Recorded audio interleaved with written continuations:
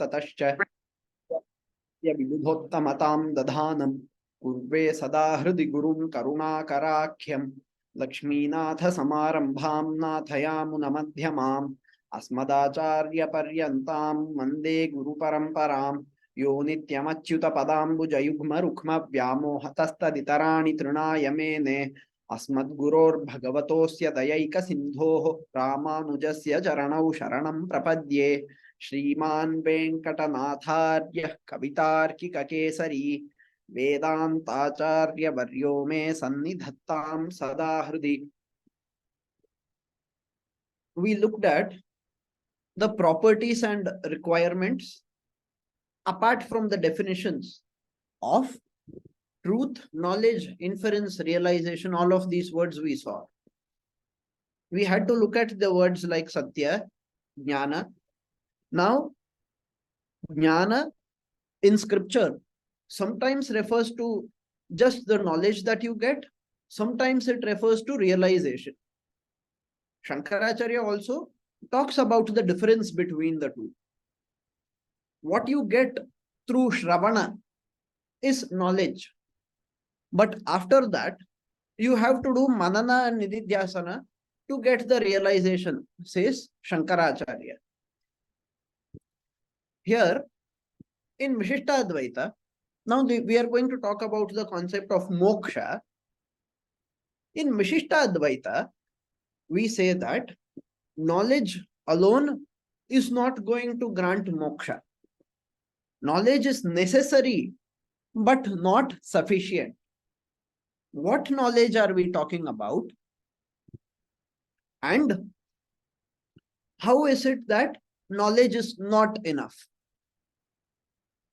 Firstly, we are saying that knowledge is something that you are supposed to possess in the context of Atma. In Advaita, Shankaracharya says you should know the difference between Nitya Vastu and Anitya Vastu. That is the difference between Atma and Anatma. In Vishishtadvaita, we agree there, but we have classified Atma into two, correct? Jivatma and Paramatma. And the third that we have is that Jada, Achetana, non-living. So Anatma is non-living. Atma is either Jivatma or Paramatma.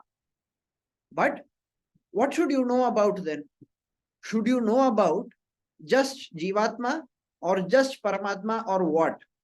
We should know about Jiva. We should know about Paramatma. We should know about the relationship between the two of them. That is extremely important. So the purpose of life. So today morning in another lecture I was explaining. There is a definition of Paramatma, how to attain that Paramatma, and the cause of life. Why are we here? What is the reason why we are here? What is the reason why we are here?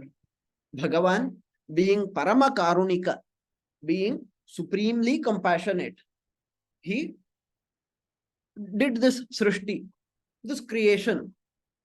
He gave us usable bodies. Atma does not have an origin. Jivatma is also Nitya, but it could not perform anything without a usable Sharira. So, Bhagavan gave a usable physical body to us. That is what we call as creation for us. Creation of us is that way. What about the world? It is usable, helpful, Achetana. So from Sukshma Rupa to Sthula Rupa, Bhagavan has transformed that Prakriti and it has transformed from one state of existence to another. That is what we are calling as Srishti.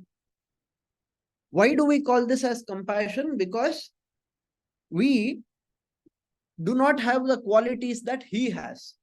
What are the qualities that he has? Satyatva, Jnanatva, Anandatva, Anantatva, Amalatva. These qualities we do not have. We have some of them, but even they are not in the complete extent. We are eternal. Are we? Are we not? Yes, we are eternal. Atma, the Jivatma, did not have an origin. But has it been eternally happy? No. It is the original property of the Jiva to always be happy. But that happiness is something that it attains once it gets moksha. Until then, it does not get it. So, Jiva is meant to attain moksha. Vishishtadvaitha says, Jiva is meant to attain moksha. It is meant to attain moksha, the Baddha Jiva that is. Of course, Jivas are Baddha, Nitya, Mukta. Nitya Suri is already in Vaikuntha since forever. Muktatma has attained moksha at some point of time and is currently in Vaikuntha. What about us? As Baddha Jivas, it is the purpose of us Baddha Jivas to attain moksha. That is the reason why we have been created. We have been given an opportunity. 1 into 15. We call it an opportunity because we say that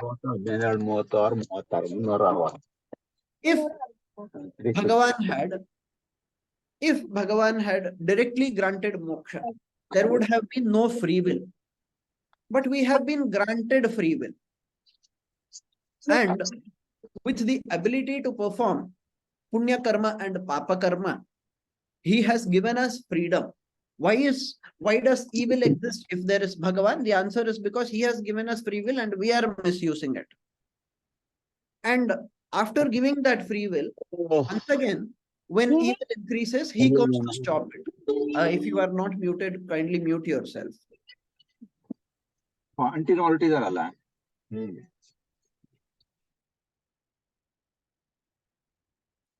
So, Bhagavan, when evil increases too much, he takes avatars. We know that very well. He ensures that it is contained. So in this manner, he is ensuring that our free will is continuously there. Of course, it is restricted by past karma and everything, but it is still there. And therefore, it is a choice that he is giving us. So when Krishna tells Arjuna, Yatha ichhasi tatha kuru, Krishna is not saying, do as you please, everything is right. Krishna has already said what is right. This is dharma. This is adharma. This is your duty. If you do your duty, you will get sadgati. Everything is told. But why does he say then, do as you please? He is implying that there is still free will. We have the choice to decide. Unfortunately, by taking the wrong choice again and again, we have remained here. So what is this free will restricted by karma? See, if you say free will, what does free will mean? Free will means I have the right to decide what I want to do and do what I want to do. Correct? I have the right to decide what I want to do. I have the right to do whatever I want to do. That is free will. We are restricted in multiple ways. Suppose I am born in a poor family. Okay. Suppose I am born in a poor family. I have a particular desire. But that desire, I am not free to do it because I am poor. Okay. That is one kind of restriction where I desire something, but it is not possible. Are there cases where desire itself is not possible? Yes, there are. Suppose I am born in, let us say, somewhere in the Middle East where the war is going on.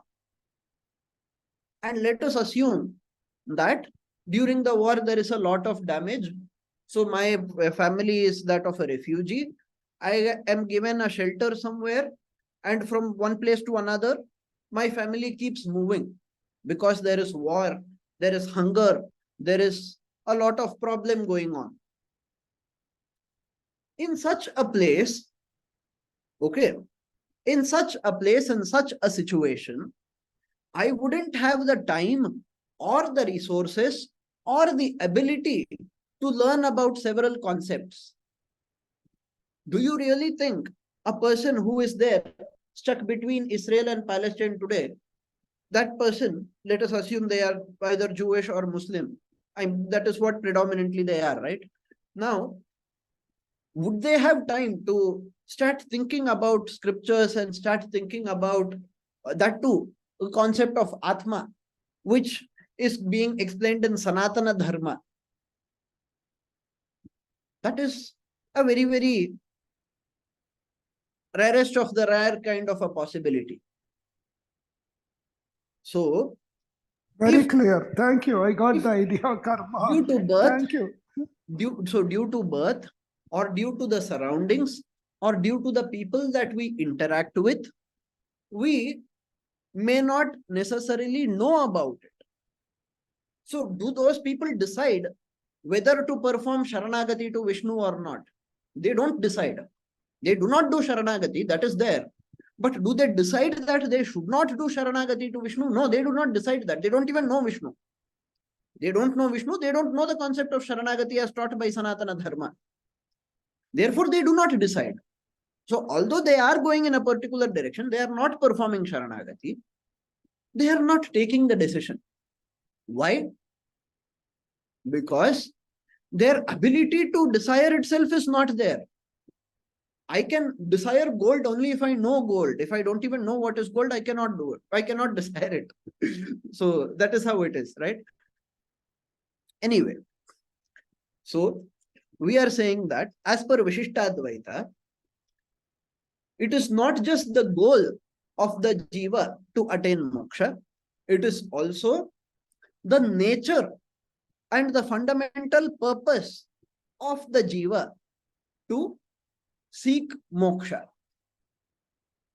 Now, mumukshutvam, therefore, it is with strong impressions, chitta, and imbalanced ahankara. Is it possible to have free will? See, that is also an effect of past karma only. If, let us say I become very egoistic, there were plenty of people who became egoistic. Okay, Hiranyakashipu became egoistic. He had a lot of ahankara. He said, everybody should worship only me. Do not worship any other devatas. Stop performing yajnas. Whatever you do, if at all you're doing a yajna, do it for me. Now, likewise, we saw other cases, correct?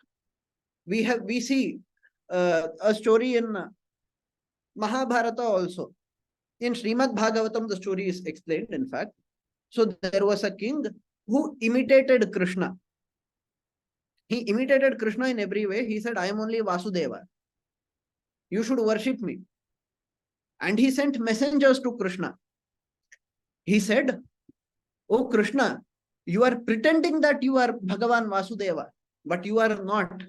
Those 5 symbols that you talk about, 5 holy symbols that you are having, all of them should come to me. You come and surrender your holy symbols to me.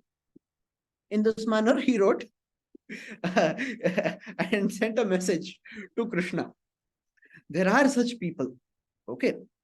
Now, these people, it cannot be said that they knew nothing about Sanatana Dharma. Yet, they took the wrong path due to ahankara, ignorance, whatever. So, what is the cause of this ahankara, or what is the cause of this ajnana, this ignorance or stupidity? What is the cause of all of that? The cause of that is also past karma only. Free will exists, but exists in a limited way, in a restricted way for us. The restriction is due to our past karma, which is coming to us right now. As prarabdha karma, a portion of the past karma is coming to us, right? As phala. That part of the past karma, which has started giving the phala, is called prarabdha karma. This prarabdha karma is restricting our free will. So it cannot be said that nobody has free will. There is zero free will. We cannot say such statements. Free will is there, but depending on the person and depending on the karma, it is changing. It is at different levels and of different types. In that way, we need to understand it. I hope that clarifies. We have discussed this before in some other class. I don't remember how many weeks ago, but we have discussed it. Now, Vishishtadvaitha is very specific. It says, so if you look at Advaita, why does the Jiva exist in the way we see it? What is the way we see it? We don't see the Jiva. We see the Sharira, correct? We see the physical body. We see the body and not the Atma. Why is it so? Advaita says that is because of avidya. Vishishtadvaita says that it exists in the, so Advaita says the perception in that manner is due to avidya, and that in reality such a physical body doesn't even exist. Vishishtadvaita says that such a physical body exists but is temporary, and the perception of a physical body happens because the physical body is real. But why is the physical body real? If you say physical body is real, you have to answer why. The answer to that is given as the physical body being granted to us so that we could learn Sanatana Dharma and follow the Brahma Vidya and attain moksha. Yes, Muttiji, you have raised your hand. Yeah. Basically, this is regarding free will related question. Okay.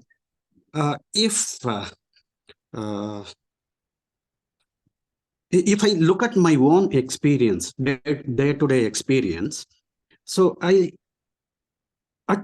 the most, I can decide on first thought or second thought, and third thought is not in my control. This from my observation, what I infer is that my ahankara is associated with each and every thought that is popping up. So with such a situation, can I have free will? See, we are given, when we say that the Jiva has free will, we imply that it has been granted free will by Paramatma. So my Venerable Acharya, when he was teaching, he used to give this example. Imagine that there is a cow herd.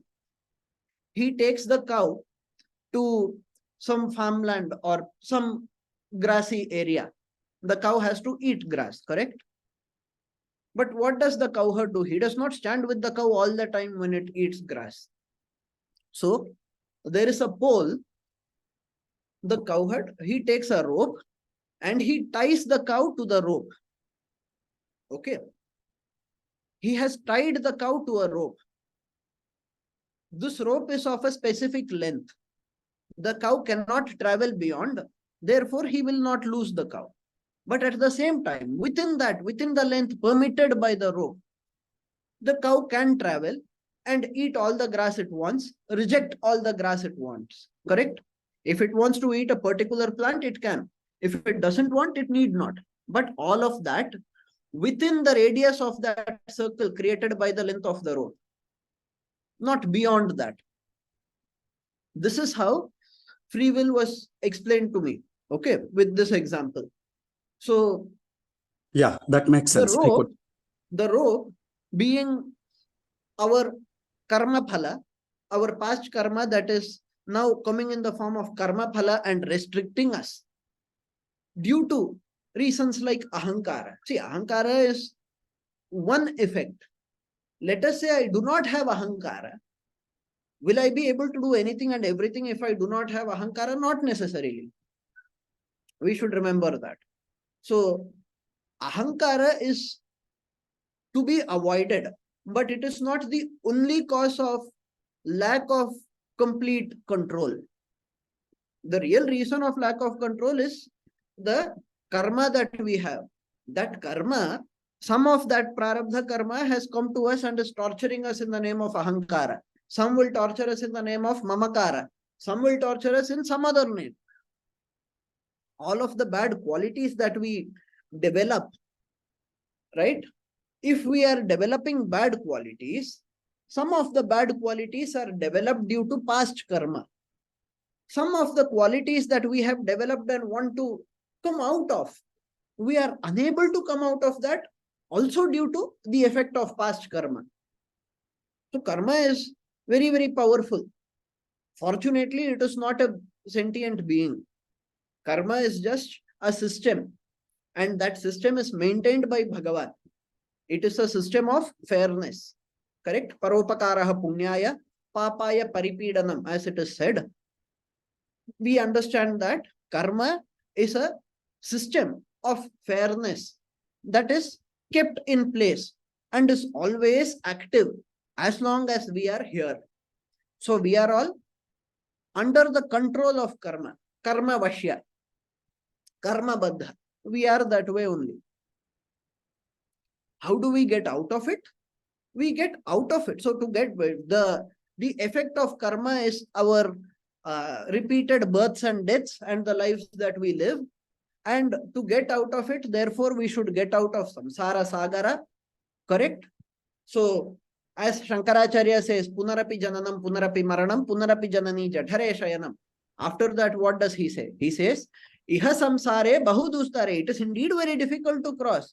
However, kripaya pare pahi murare. You go and do sharanagati to Murari, and he will help you to cross the samsara sagara. That is what needs to be done. So, unless and until we go and do that, we cannot be assured of being free from such problems. Today, let us say I have ahankara. Tomorrow, with great effort, I break it. Day after tomorrow, what is the guarantee that I do not get it back?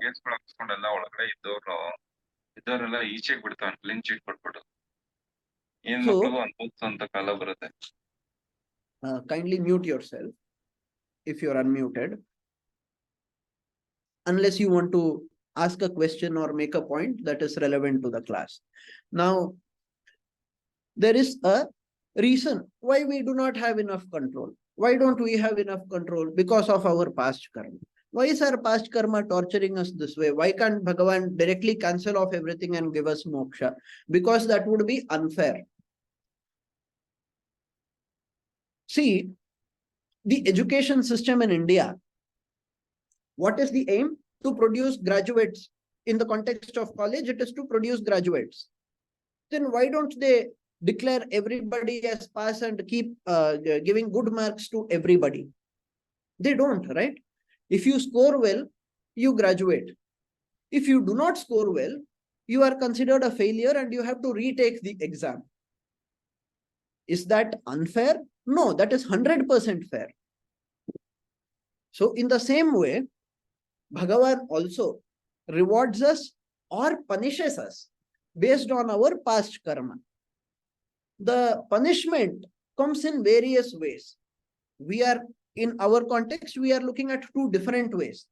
One is experience and one is behavior. We have discussed this before in some past class, but as the question has come up again, I am discussing again. So, in terms of experience, I feel sadness, I feel sickness, I feel problems, I feel fear. All of these are results of past papa karma. What about the behavioral part? The example given by me before was that of Duryodhana. When Duryodhana was born, there were so many evil omens. You know, wolves were howling and all sorts of things were happening. It was very clear that this child, the birth of this child, is going to bring a lot of destruction and problems and adharma A lot of astrologers felt that it should be appropriate for us to inform this. And they informed the royal family as well. Many people said, let us kill Duryodhana. Many people said, you send him away. You send him somewhere far away from the kingdom. Let us not have him here. Neither of those was really done. Of course, we all know the story. Duryodhana was brought up there itself. But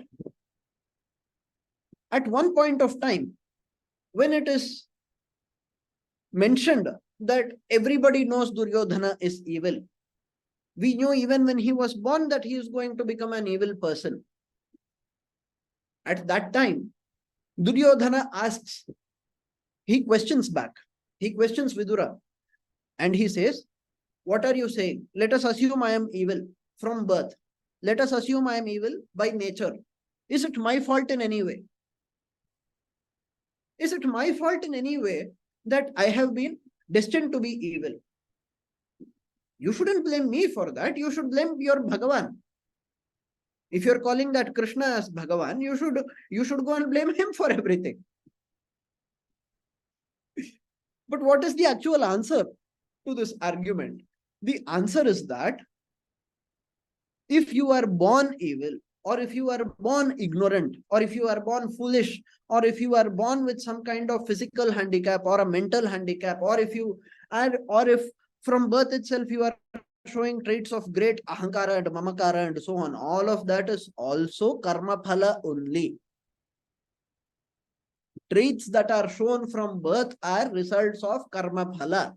Birth itself happens as a result of karma phala. The family that we take birth in, the environment that we take birth in, the body that we enter, the physical body that develops in the mother's womb into which our Atma is entering, all of that is dependent on past karma only. Therefore, the varna that we enter is also dependent on karma. If I have parents who are Brahmanas, why do I have parents who are Brahmanas, whereas some prince has a parents who are Kshatriyas? Why is that? That is because of karma phala. So, in this manner, karma phala is taking things in different directions, giving different kinds of phalas based on different types of karmas. That is how it is happening. So, yes, we do not have a guarantee that we would be great saintly people. As a matter of fact, Sita Devi says, now I have cited this many times, Papanam va shubhanam va vadharhanam plavangama karyam karunamariyena nakashinna paradhyati. Nakashinna paradhyati, says Sita Devi. At no point of time do we see anybody who is completely flawless. Everybody has some flaw or the other. Some papa karma has been done by us at some point of time. We do have some flaw. That is there. They say the great Acharya, Yamunacharya, in his old age, he suffered. Even Bhagavad Ramanuja, in his old age, he could not walk and run the way he did in his younger days. There is obviously a difference, right? So even the problems that you face in old age are a result of karma only. All of this is to be acknowledged by us, but we should still try to get out of it. Okay, I understand that this sadness that I am facing today, maybe I have sadness in my family, maybe there is sadness due to some business loss, whatever. But this is indeed karma phala. However, realizing that this is a temporary world and that the real purpose of me is to attain Bhagavan, and that he is the real master, he is the Sheshi, I am the Shesha, he is the Swami, I am the Sevaka. Understanding all of that, he is the Shariri, I am the Sharira. Understanding all of that, he is the Niyamaka, I am the Niyamya. All of that we understand, and we therefore go to the path that takes us towards moksha. If we do that, if we perform sharanagati, if we do karma phala tyaga, new karma will not come to us, Past karma, once you do Sharanagati, Sanchita karma will disappear. Prarabdha karma will lose its effectiveness and eventually disappear as you attain moksha. Eta dehavasane, if that is the statement during prapatti or Sharanagati, then by the end of your current life, you would get moksha. Assuming, of course, you have done it yathavidhi. As per the procedure prescribed, if you perform, you will get. That is a guarantee given by Bhagavan. He says, Ma shuchaha. Aham tva sarva papebhyo mokshayishyami. Ma shuchaha, says Bhagavan. He says, have no doubt about it, O Arjuna. So, we understand that, yes, the experience is going to be there due to karma, but we can get out of it and we should get out of it. Our nature might not be perfect. I might be a very horrible person. I might speak lies all the time, or I might get angry all the time. I might always be a negative person with so much sadness in life. Yet, I should try to come out of all of it, right? If I think, oh, I am sad. Why am I sad? Because of karma phala. Everything is happening due to karma. All the suffering is happening due to karma. Therefore, let me continue suffering. Is that the way I should think? No.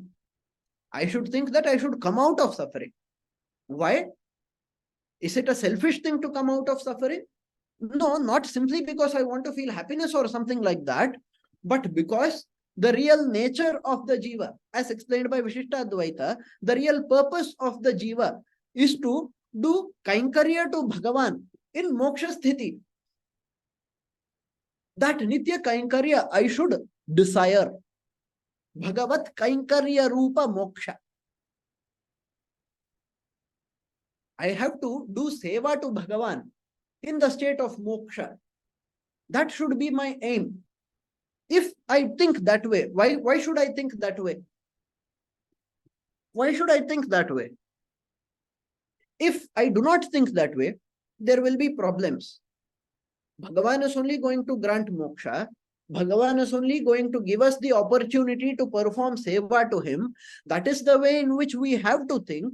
Because if we do not think in that manner, there would be an element of selfishness. I want to achieve this. I want to achieve that. That is not what we are saying. We are saying that Bhagavan has to grant us the state of moksha where we still do kainkarya to him. Now, what are the signs of a person who has fully surrendered? How does such a person live a day-to-day life? Now, on this, Swami Vedanta Deshika has written entire chapters, okay? In Rahasya Trayasara, there are chapters called like Kritakrityadhikara, for example, like on how a person who has already performed Sharanagati, how that person should behave. On that, there are a few chapters written there that have the information. It is a very big topic. But as we said, the quality of Sharanagati is explained with the famous shloka from Ahirbudhya Samhita. Anukulyasya sankalpaha. That person would desire only those things that please Bhagavan. How do you know what pleases Bhagavan? Through the scripture. How do you know the scripture? Through the Guru or the Acharya. So, knowing what pleases Bhagavan, you do only that. Satyam Mada, Dharmam Chara, all of those. Acharya Priyam Dharma Hritya Prajatam Tumavya Vachetsi, whatever is said in the Veda. You follow all of that. So, Anukulyasya Sankalpaha. Okay. Can I follow what Bhagavan says and also follow something else? You know, there are people who say, so if you recite Bhagavan Nama, for example, Bhagavan Nama will give you punya, correct? Nama Sankirtana gives punya.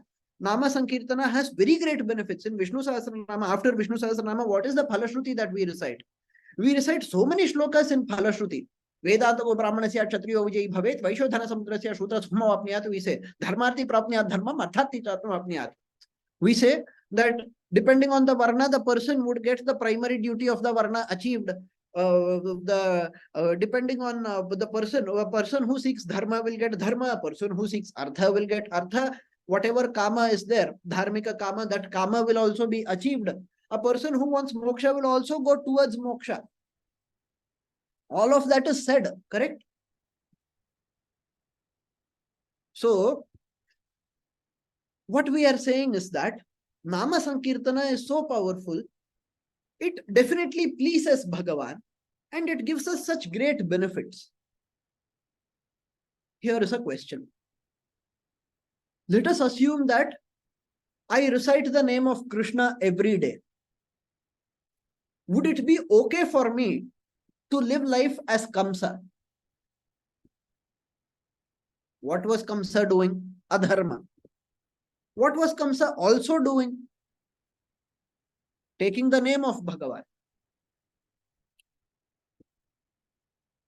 Taking the name of Bhagavan is a very great thing, right? It falls under Anukulyasya Sankalpa.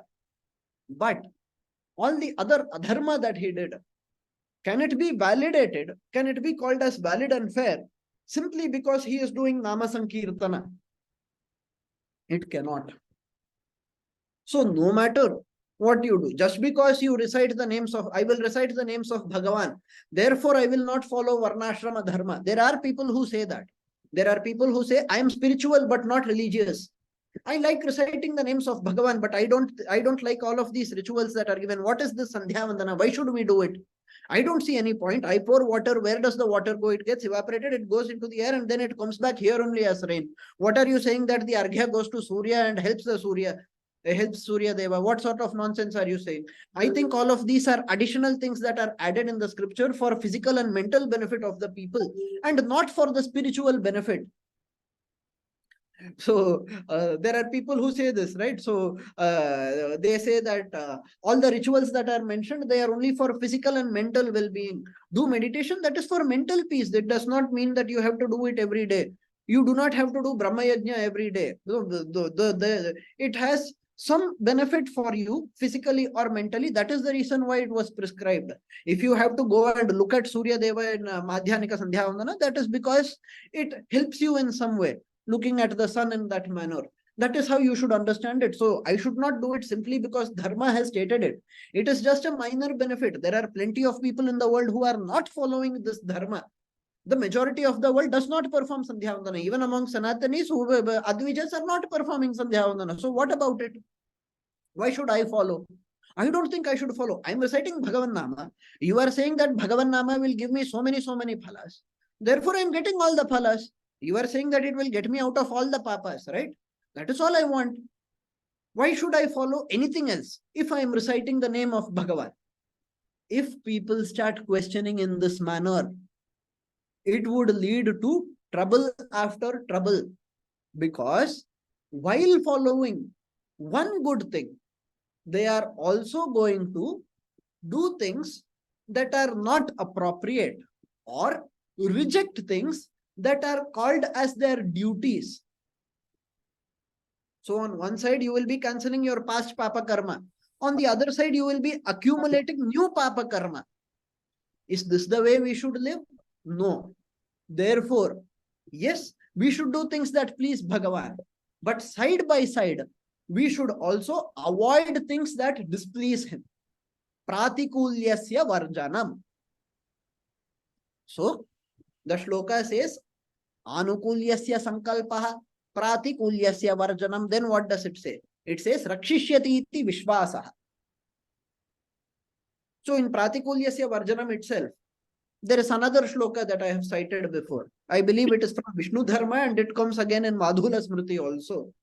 The shloka, Shruti Smriti mamaiva ajna yahtam ullangya vartate, ajna chedi mamadrohi madbhaktopi na Vaishnavaha, says Vishnu himself. Madbhaktopi na Vaishnavaha. That person, even if he has bhakti towards me, I will not consider him to be a Vaishnava if he breaks the rule of the Shrutis and the Smritis.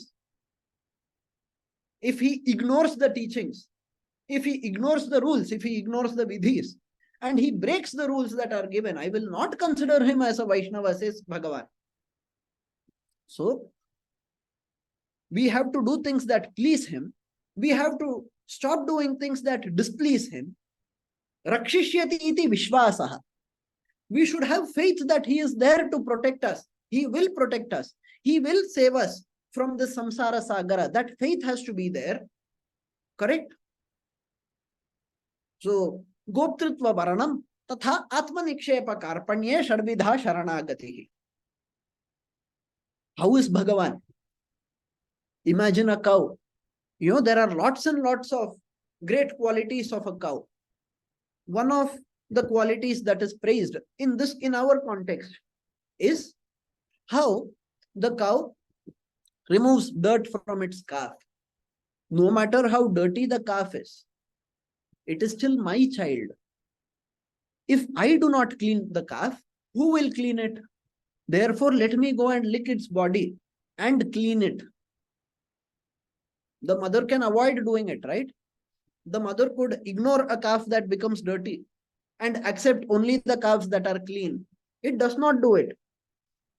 The calf accumulates dirt by itself. The mother is not making the calf dirty. But the mother is compassionate and shows its compassion by cleaning the dirt away. So, Swami Deshika says in Subhashita Nivi, the first shloka, Prathama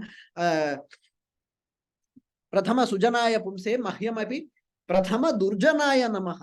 How are we in the world? We are all Prathama Durjanas. We are all the foremost of sinners. That is how we are. Yet, that is what makes us qualified for the compassion of Bhagavan. I am not saying that to receive the compassion of Bhagavan, we have to be evil. I am saying that Bhagavan shows compassion to us. When can he show compassion to us? When we are inferior, when we are imperfect. Correct? That is when we have a chance to improve. So, although we might be extremely dirty, extremely evil, we might have done n number of past bad karmas, but Bhagavan will still remove all of that. Aham tva sarva papebhyo mokshayishyami. Correct? But for that, what should you do? Mam ekam sharanam raja. Atma nikshepa karpanye. You have to have a feeling of surrender. Atma nikshepa. Surrender the self to Bhagavan. When you surrender yourself to Bhagavan and you acknowledge that you are not the doer, he is the doer. I am incapable of doing anything by myself. I tried by myself. I thought if I do something, let us say, I thought if I do Jyotish Roma, I can attain Swarga. I brought an animal. I sacrificed it. Jyotish Roma says that this is the procedure. I performed it. But in the yajna, I made some mistake. No Swarga for me. On the contrary, I have killed an animal and I am getting Papa Karma because of that. I tried getting moksha by myself. I ran into the woods and declared that I am supreme. I am the supreme being. The entire world is fake. There is only bliss. Or I said, there is nothingness. Nothingness is the reality. Even Atma is false. Madhyamika Buddhism. Or certain neo-Hindu gurus, what they are teaching. Will that give me moksha? It will not give me moksha. The gurus who are preaching it, you might call them as realized people. But how many shishyas of such people have become realized? You will not find a single person. No matter what we try. Let us say, I learned the Vedas in an authentic manner and try to follow them in the perfect manner. Will I be able to achieve moksha all by myself with my own efforts? Still no, because my past karma is going to prevent me. Prapti virodhi karma is going to be there. Then who can really help me? Bhagavan can help me. Bhagavan can help me. He is perfect. He is not bound by past karma. He is not bound by any karma. He has all the ability and he has all auspicious qualities, one of which is the infinite compassion that he is going to show to pull me out of this samsara sagara if I surrender to him. Therefore, I should acknowledge that I cannot do things by myself. It is he who does it. It is he who can do it. I am not going to attain moksha. Bhagavan is going to grant me moksha. In this manner, when we believe that is the final quality required for a Sharanagata. These are the traits, these are the parts that constitute a Sharanagati. How to escape from the glitches of Agama Karma? Living dharmika life is the only way as prescribed in the scriptures. Well, if you live an adharmika life, then you will incur new bad karma and therefore you would further suffer in future. Therefore, you have to live dharmika life only. That is a given. There is no doubt about that. You have to live a dharmika life. But there also, do you have complete control? Let us say I want to be 100% dharmic. I see a beggar. I decide to offer some rice to the beggar. I get up and I walk. But as I walk, without even knowing, I step on 12 ants and all the ants die. What have I done? Have I not done a sin? In the name of feeding a person, I killed 12 innocent lives. Is it fair? No, I did it unintentionally. Unknowingly, I committed bad karma. What about this unknowingly committed bad karma? This unknowingly committed bad karma is also a karma phala of a past bad karma. Past bad karma will sometimes give you a phala where you unknowingly commit bad karma. Okay. When you unknowingly commit punya, it is due to past good karma. When you unknowingly commit papa, it is due to past bad karma. Remember this. Do we not see stories of people? He did not know there was a Shivalinga, yet he kept putting leaves of bilva on the linga. He wasn't thinking about Vishnu, yet he called out to his son. He said Narayana. We see such stories, right, in the scriptures. We see these kinds of stories. Unknowingly they do good karma, unknowingly they do bad karma. All of that is also the effect of past karma only. As it is already the effect of past karma, there is nothing new that you are doing. You did some bad karma, which was the equivalent of killing 12 ants in the past. As it was the equivalent, now it has given the phala of killing 12 ants itself, which is just an equivalent. The exact anubhava as the karma phala for that karma is something that you are going to get in future. But the original papa karma was already committed in the past, knowingly. All unknowingly committed bad karma can be traced back to the original bad karma that was knowingly committed. Is it clear? Therefore, we have to try our best. There is no guarantee that we would be the perfect beings, but we have to try our very best. And when trying our very best, we have to do karma phala tyaga. As Krishna says, anashritah karma phalam karyam karma karoti yaha. Now, in what context what is the exact context in which Krishna says, let us not go there. But this statement, anashritah karma phalam karyam karma karoti yaha, without seeking the karma phala, without depending on the karma phala, that person who does his dharmic duties, that person, right? We have to be that kind of a person. That's what we are saying. That is what we mean by karma phala tyaga, saying that Naham karta harireva karta. It is Bhagavan who is doing it. Bhagavan eva svaniyamya swarupa sthiti pravritti svasheshataikara anenatna kartrastukiyeshotkarnaihi swaradhanaika prayojanaya sarvasheshi shriyapatihi svashesha bhutamidam karma karayati. Whatever karma we are doing, Bhagavan eva idam karma karayati. We have to say that Bhagavan is making us to perform this karma. We are not doing this. And what karma should we do? We should do that karma which is prescribed by scripture, which is anukulyasya sankalpa, pratikulyasya varjana. When we behave in that way, we will not accumulate new karmas.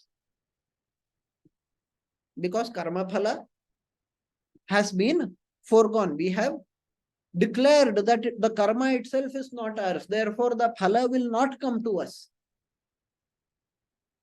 When you declare Sharanagati, After declaring Sharanagati also, it is possible that you still commit the mistake of killing insects.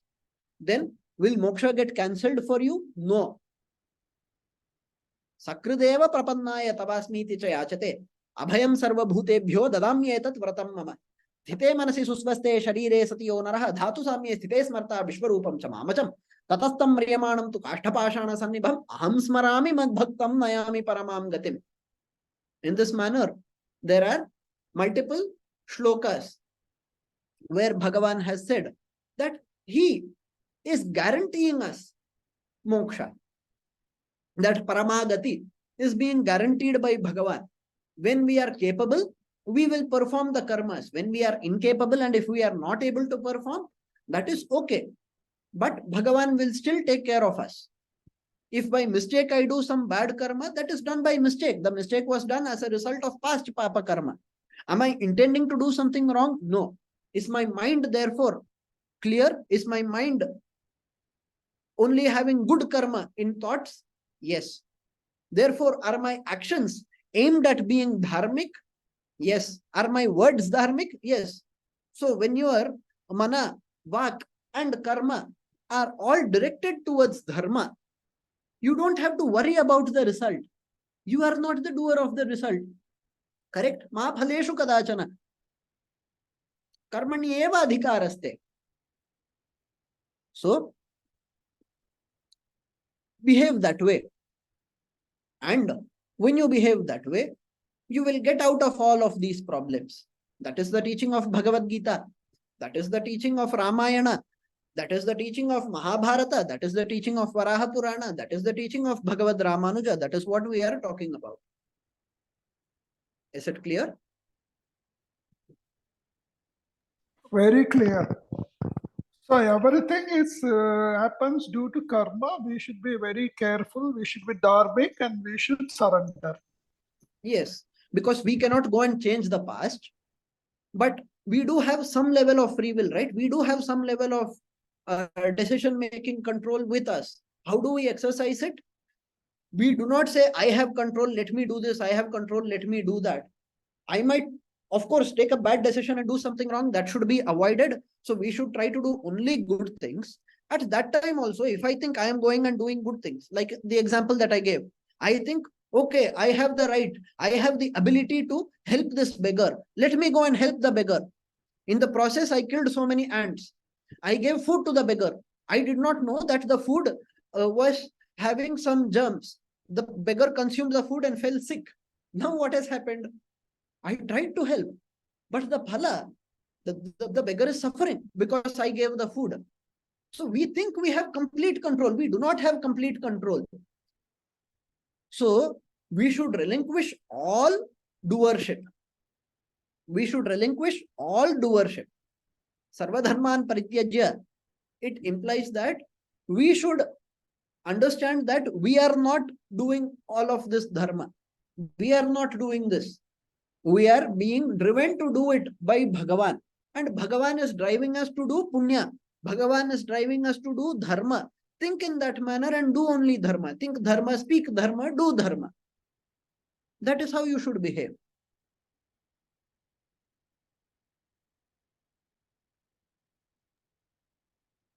So, I have a question here.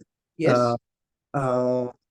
Is it like transcending ahankara and get identified with Atma, pure Atman? With this, then my chitta shuddhi that happens with jnana. This way, can I transcend from agama karma? See, I believe there are certain past classes that you have missed. So let me explain in very short. My Okay. apologies. Sorry, I missed it. No, I'm explaining. I'm giving the answer. It is your right to ask, and it is always good to revise. I just hope others don't mind the repetition. That is all. See, for us, if I'm teaching, I cannot teach something that I do not know. You know, when I asked my Acharya, can I teach? He said, teach what you know. So whatever is taught is something that is already known. Then why am I even teaching? Is it not a waste of time for me? No, it is not a waste of time. That is also good only. So for me, it is not a problem. But let me explain in brief. The thing is, we have to know about the nature of the Atma. Yes, that knowledge is necessary, the realization is necessary, but that is not enough. Something more needs to be done. And Vishishtadvaitha defines the word Kaivalya in a different way from Advaita. And Vishishtadvaitha says that the supreme moksha is different from the state of Kaivalya, where Kaivalya is having Svatma Anubhava and moksha is having Paramatma Anubhava.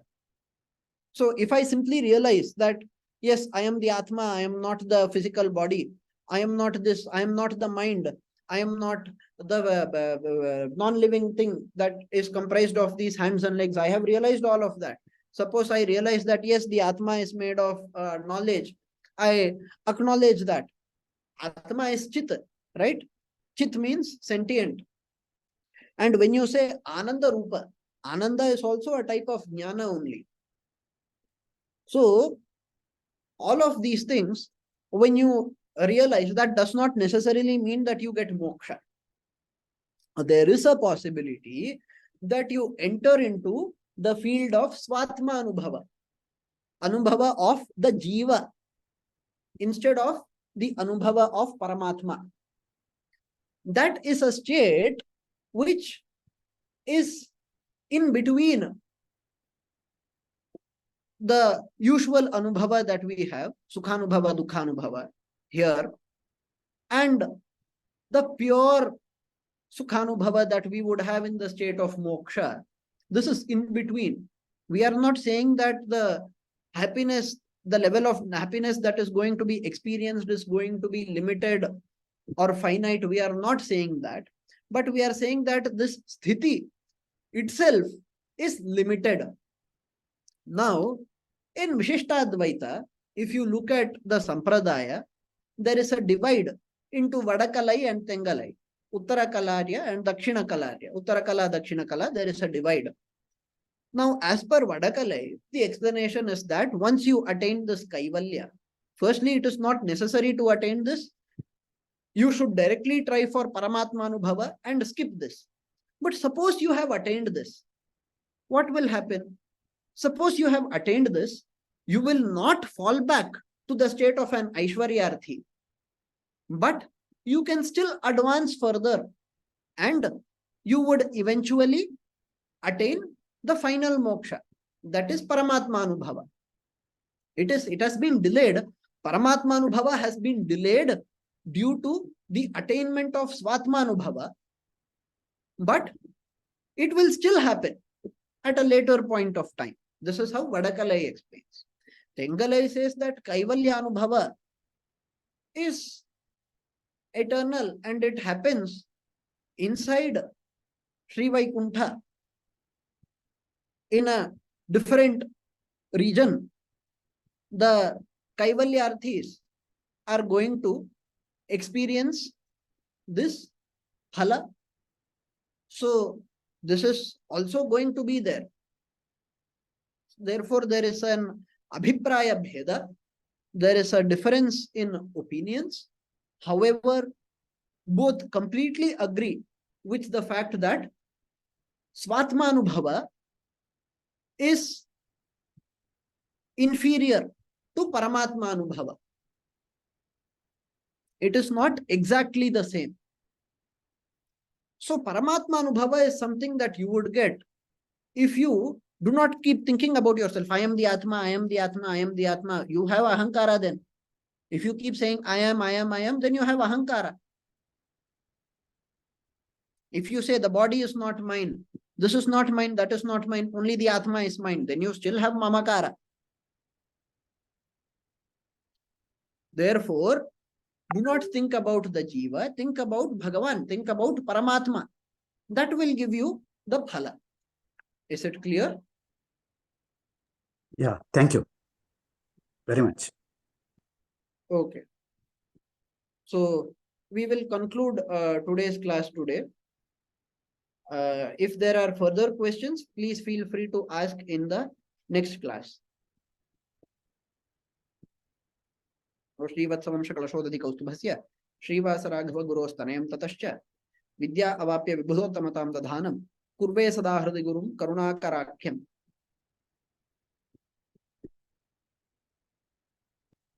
Thank you for attending.